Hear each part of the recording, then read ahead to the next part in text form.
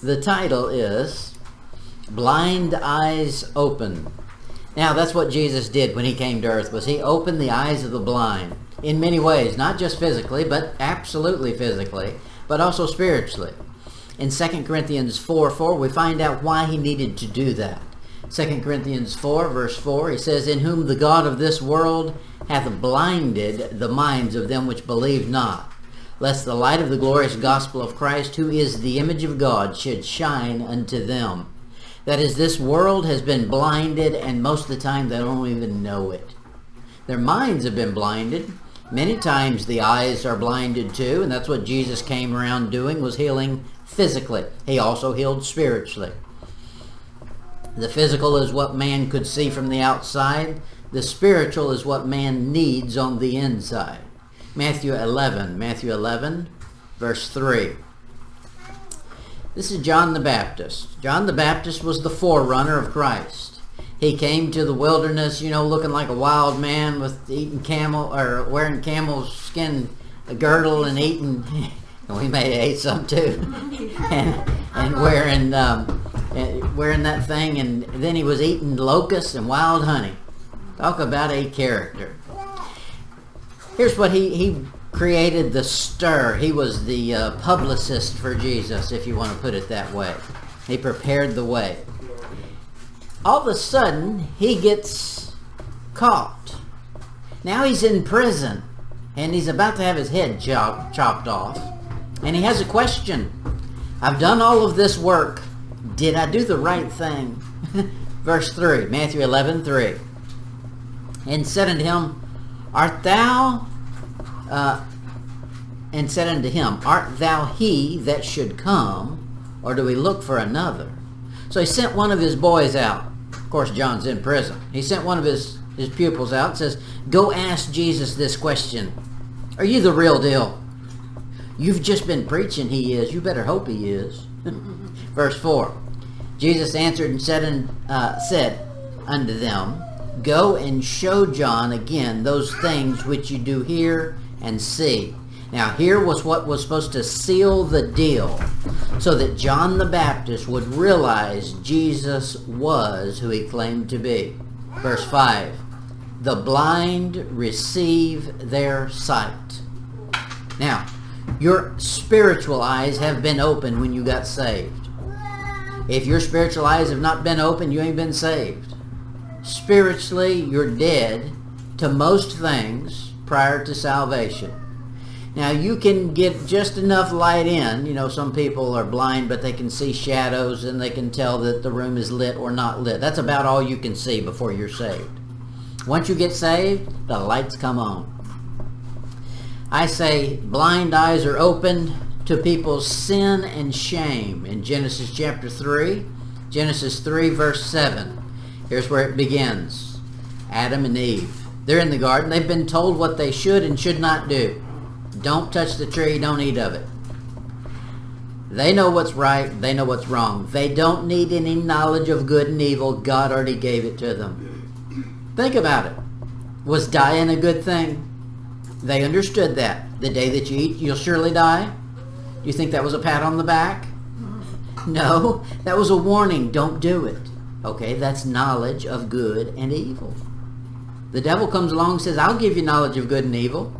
They should have told him, we've already got it, buddy, way ahead of you. Verse 7. And the eyes of them both were opened, and they knew that they were naked. And they sewed fig leaves together and made themselves aprons. The first thing that happens when a man's eyes are open to sin and shame is this. He realizes he's in a predicament and he needs an answer. For Adam and Eve, they realized, hey, we don't have clothes. We better go get some. But what they got wasn't clothes. They got leaves. The leaves fall off. Don't be counting on something that couldn't stick where it belonged to be your garment. Chapter 2, verse 25, look at this. It says, And they were both naked, the man and his wife, and were not ashamed. One of the first things God does to start showing a man the lights need to be turned on is gives him shame. That's why we have a whole generation of people who say there are no regrets. Live life to the fullest and don't regret anything, and you've got nothing to apologize for. Baloney. That's one of the first ways God begins to wake a man up. You want to get your eyes open? It's going to require some shame. It's going to require recognizing sin versus righteousness. Adam and Eve are getting the picture. Matthew 26, find somebody else. Matthew 26, verse 75. Here's Peter. People give Peter a hard time. I like Peter, but every now and then you got to get on him. He gives us some good example, a good mirror of who we are. Matthew 26, verse 75. Could you imagine shame marching in the second this happens? And Peter remembered the words of Jesus, which said unto him, before the cock crow, thou shalt deny me thrice. And he went out and wept bitterly. Sin and shame had taken hold. He had told Jesus, all men can deny you, but not me.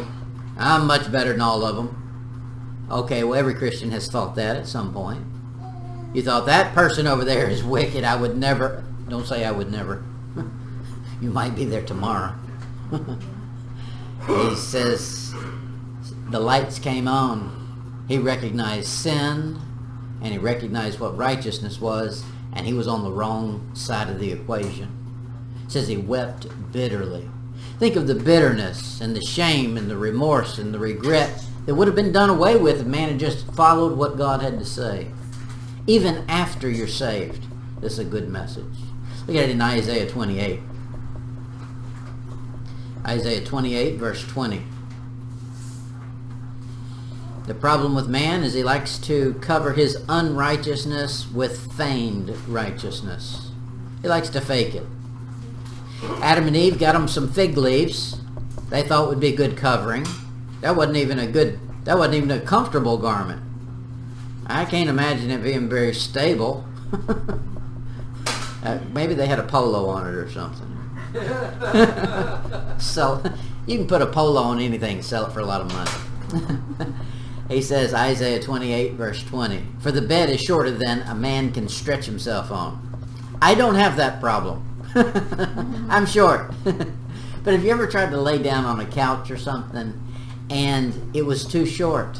Talk about uncomfortable. That's uncomfortable. That's man.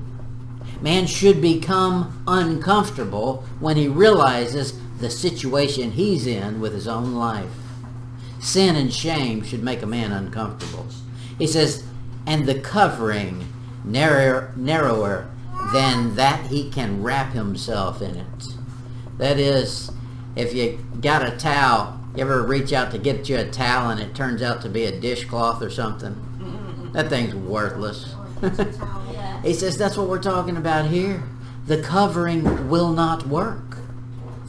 Many times that's man. He seeks cover from his sin and shame, but all he's got is a kitchen towel. It won't wrap him. That's the lights beginning to dawn. Jeremiah 6, verse 15. We've got a generation who's preached this message. Jeremiah 6, verse 15. Were they ashamed when they committed abomination? Nay, they were not at all ashamed. Neither could they blush. Wow. We got a bunch of kids running around doing wicked things, and not just kids, people, running around doing wickedness, and they're not ashamed at it. They get exposed, and then they're proud of it, as though it's no big deal. That's a sign that the lights have gone dim. It's like they've been caught, and rather than act like they realize they did wrong, they say, oh no, this is right. As though that's going to make me say, okay then, don't worry about it. That's what man does.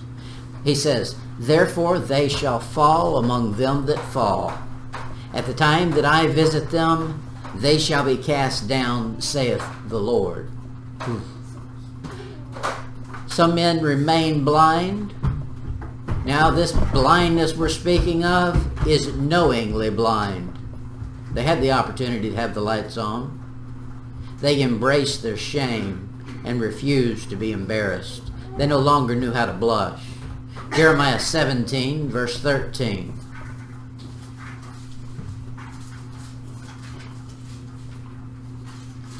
Jeremiah 17:13. Man really thought he's evolved and he no longer has to be ashamed of anything and he can embrace everything. I got news for you. We're all going to stand before a holy, righteous God one day, saved or lost. And you may have forgot how to be embarrassed and ashamed at sin on earth, but when you stand there, you'll suddenly remember. Jeremiah 17, verse 13.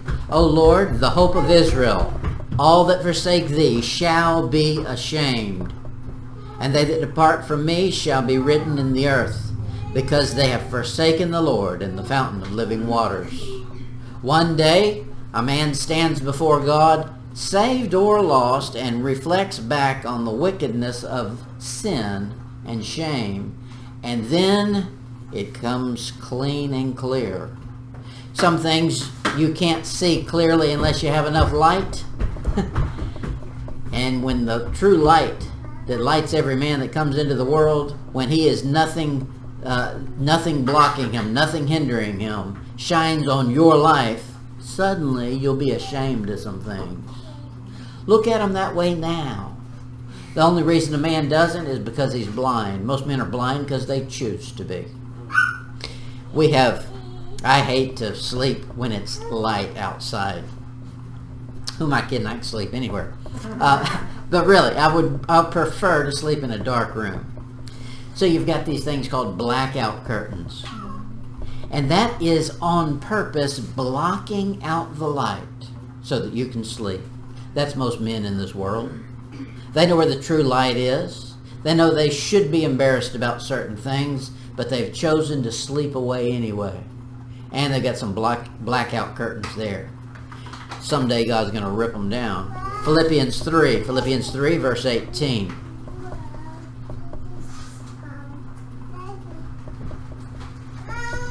Philippians 3, verse 18. He says, For many walk, of whom I have told you often, and now tell you, even weeping, just like that, that they are the enemies of the cross of Christ, whose end is destruction, whose God is their belly, whose glory is their shame, who mind earthly things. You know, the world around us many times is glorying in things God says you should be ashamed of. He says their glory is their shame. They don't view it as shame, but one day they will. That's the lights beginning to dawn. God's job is to take blind people and make them see, and you know He does it. He did it with Adam and Eve. He did it with Peter. He does it over and over. If you've been saved, He's done it with you, but He's not done either. He'll continue to do it. The longer you're saved, the more things you can point back on and say, I was an idiot right there. I'm embarrassed about that. Let's not even think about that one. God will do this to you. Seems like a dirty trick, but it's not. You'll be going along and all of a sudden up pops a memory in your mind of something you did that was so stupid that is embarrassing to you. You know why God's doing that? So that you can wash it away and it'll no longer show up in eternity. Amen. Ask for forgiveness and He'll cleanse it. It no longer exists. Amen. Now, had you not had that memory, had it not come up in your mind, you wouldn't have had an opportunity to get it washed out. And that's why He brings it to our memory. But that should happen more and more. The longer you're saved, you'll realize there were some times you were an idiot. Now, He's taken blind people and given them sight to this, Christ and salvation. Now, if you're saved, you understand that. But there's more to it than just that. Once you've been saved, you still need salvation from you. You look in that mirror and you see the messes you've made. Well, it's a good thing if you're saved, you've got to save your. And he keeps on saving. Acts chapter 26. Acts 26, verse 15.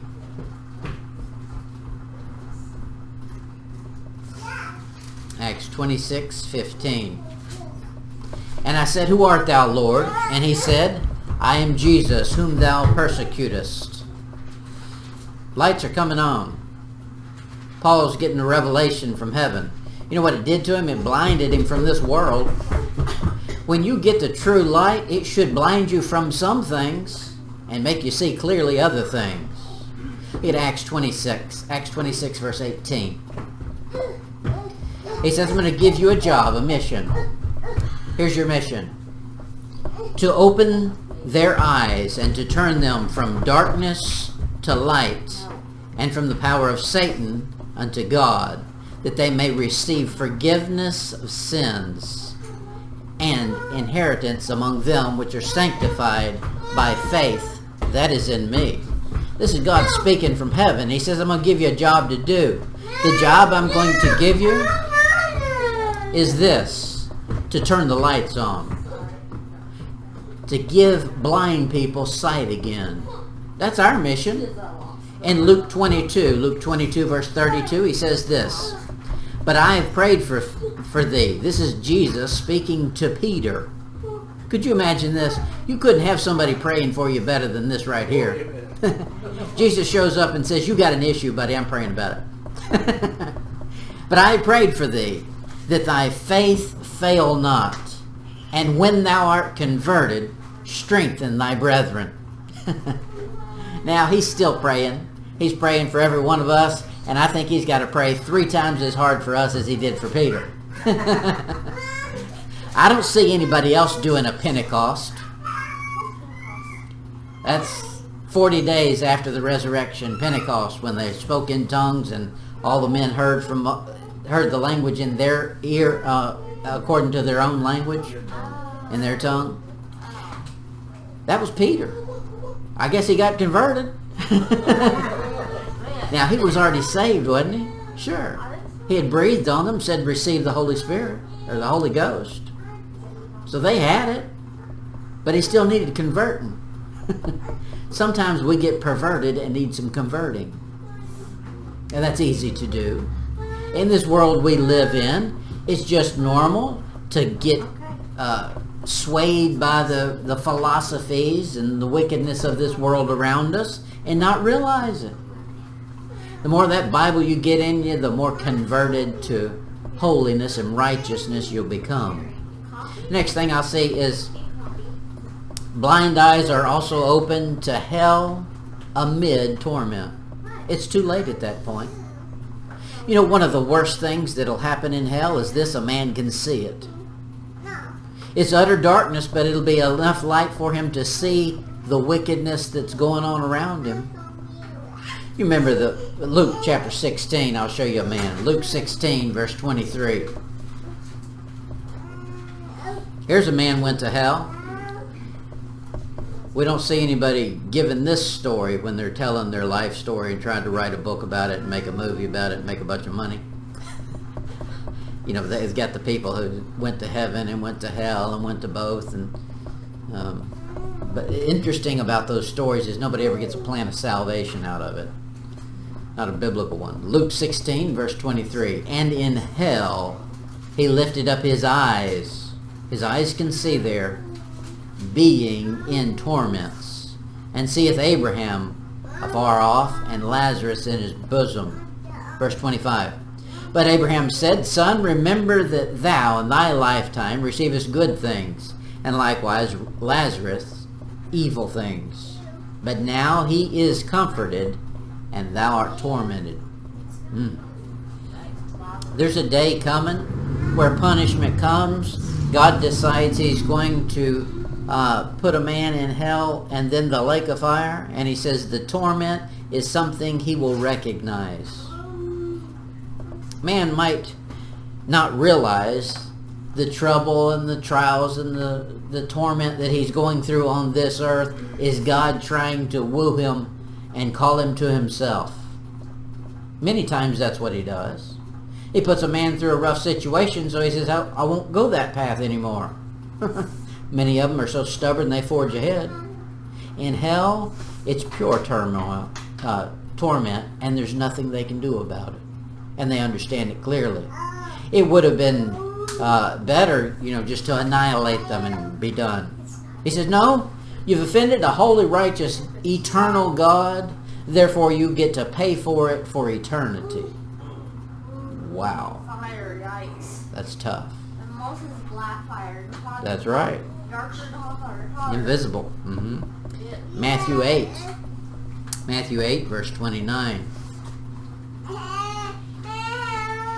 Here's what the demonic forces say when they confront Jesus Christ.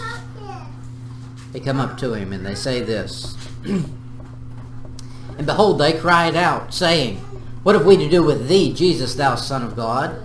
Art thou come hither to torment us before our time?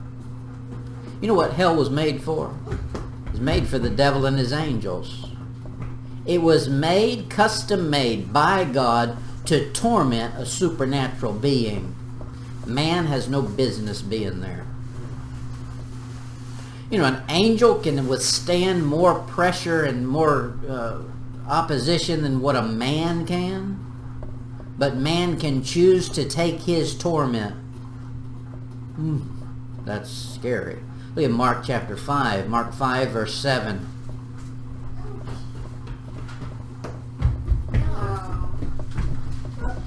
Mark 5 verse 7. Here's the same account, a little different wording. And cried with a loud voice and said, What have I to do with thee, Jesus, thou Son of the Most High God? I adjure thee by God that thou torment me not. That's what God does. God adjudicates righteousness. He says sin has to be confronted. Now, that's a pure holy God. He can do that. That's his job to do. You know what he's going to do in the end? He's going to eliminate wickedness. He's going to eliminate to such an extreme that those that are involved in it will be in torment. Look at 2 Thessalonians 1. 2 Thessalonians 1 verse 6.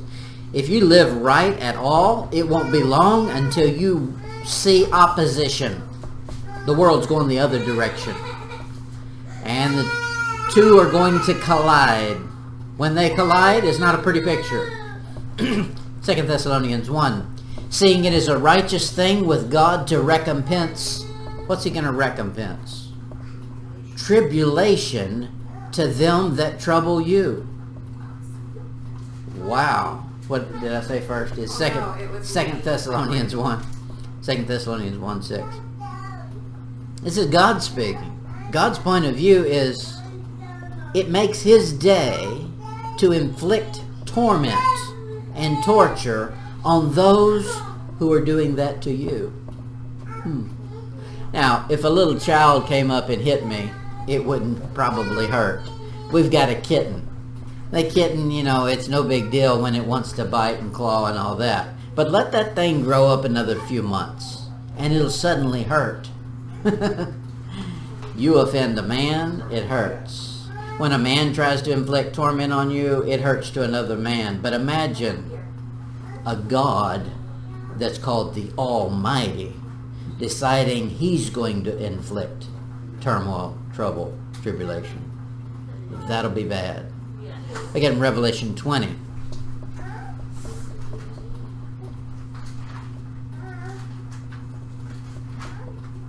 Revelation 20, verse 10. He says, And the devil that deceived them was cast into the lake of fire and brimstone, where the beast and the false prophet are, and shall be tormented day and night forever and ever. That's a long time. That is eternity. That's how long God inflicts torment. I've often said this, and you have to be careful how you say it. God is a terrorist. Man doesn't know what terror is yet. Go against him and you'll find it. There are some things a man should be scared of. If you're not scared of offending a righteous, holy God called the Almighty, then you don't have your eyes open yet. Our job as Christians is to open the eyes of those around us. Shine enough light so they can see. And then ask God to give them understanding of what they're seeing. Blinded eyes are open. That's what Jesus Christ did when he walked the earth. That's what we should be involved in our day-to-day life. Not only that, we should continue to get our eyes open more. It seems like the longer you live, the more things fall apart. Eyes are one of the things that goes. But your spiritual eyes should not. They should be, your vision should get better and better. And soon we'll drop this outer form and we'll pick up one that's worthwhile. One day he's coming back and we'll see him eye to eye. Imagine that, face to face. We couldn't handle it if we saw him with these eyes. These white eyes would just burn up. Not good enough. But one day we'll be able to. That will be a clear vision.